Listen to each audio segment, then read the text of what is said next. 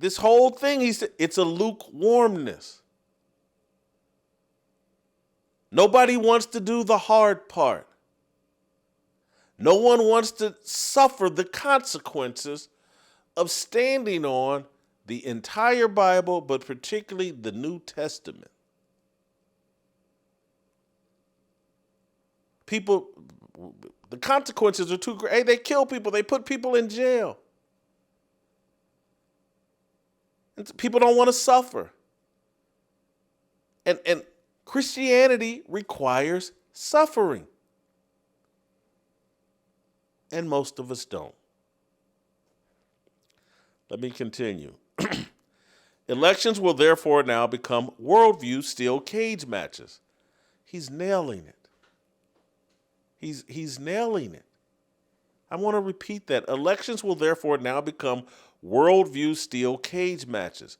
We are not going to significantly win outside our native bases of strength without the ability to boldly and clearly articulate the worldview differences between the two sides, because without that, our MAGA Maha coalition doesn't show up in the numbers we need. In fact, without these kinds of candidates, we can now even lose statewide within our native bases of strength, where the rural areas are not inspired, and we lose urban, suburban so bad we cannot overcome. We have dim governors in Kansas and Kentucky already, and I could see this happening in Iowa next year. No one gives a rip about the GOP as a brand. Bingo. But then to win swing voters, we're going to have to come up with some bolder, more effective economic messages and interventions. Besides, we will manage Obamacare and deficit spending better, which seems to be our current one. For example, even our economic messaging must convene a different, better way of life than better widgets and payouts. Everything we are about now, even economically, has to speak to the soul. The Democrats have become so craven and humanistic, we cannot defeat them on those/their terms. Everything we are about now, even economically, has to speak to the soul. Tucker Carlson is trying to speak to the soul of Christians. And he's been framed up as the most dangerous man in America. And people believe that because, he interviewed Nick Fuentes and he wasn't hard enough on him. We must reject Tucker Carlson. And so when you reject Tucker Carlson, it's a message to your voting base. Hey, we will reject you too. Now here's Tucker Carlson, been standing out here 10 toes down on Fox News and everywhere, fighting for us. We done watched this man go through a spiritual journey. And we've watched him do it transparently. We watched it in real time. And now we want to cancel Tucker Carlson or define him as the enemy because he has questions about our relationship with Israel. He has questions about a Christian nation's relationship with a country whose religion rejects the divinity of Jesus Christ. Think it through.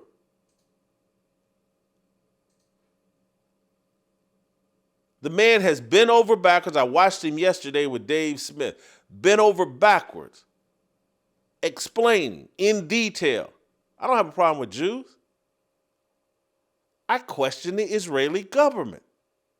And if I can question the American government, I damn sure should be able to question a foreign country's government and their leaders. And you wonder why people are staying home? You wonder why they look at you and say, man, you're full of doo-doo. You don't have the balls for this. And they do. They're playing for keeps. They kill, they rob and loot, they burn down cities. And I'm a socialist, Marxist, Muslim. I want to be mayor. 10 toes down. I want to defund the police. They express a real vision of what they want to happen.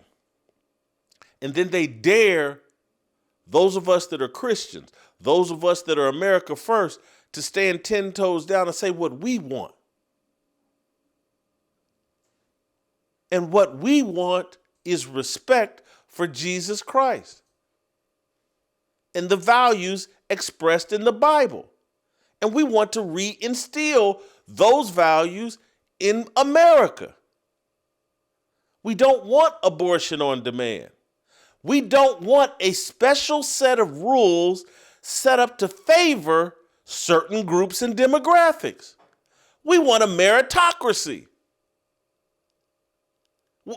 Some of us that were blinded by our racial idolatry have figured out that, like, hey man, we put around these set-asides for blacks. Well, the next thing you know, we're gonna put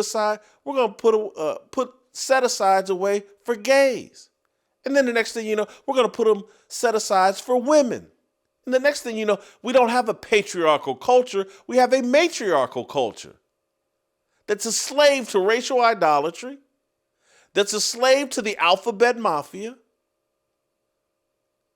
And so, as boldly as I'm talking right now, if you want to inspire people to come out and vote, you have to be willing to stay, you know what? These gays, they done gone too far. This same-sex marriage is a slippery slope. Can't you see the ramifications from it? This racial idolatry, this set-aside program for blacks, now they're going to have to earn it. They're going to have to lift themselves up by their bootstraps. They're going to have to get re-engaged with the institution of marriage if they want to make it in this country. And if they don't get on board with these biblical values, we're going to lock them up for committing the crimes that they commit because they haven't parented their children. And we're not giving away jobs to them that they're not qualified for. Because you know what? I believe in God, and I believe they can do anything anybody else on this planet can do.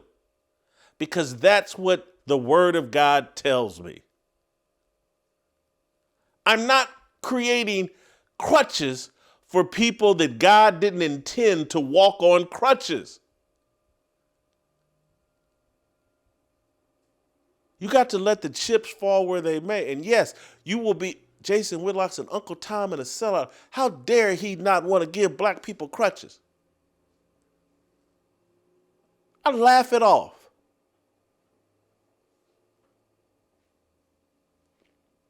But there's a Marxist, socialist, communist, Muslim running America's front porch.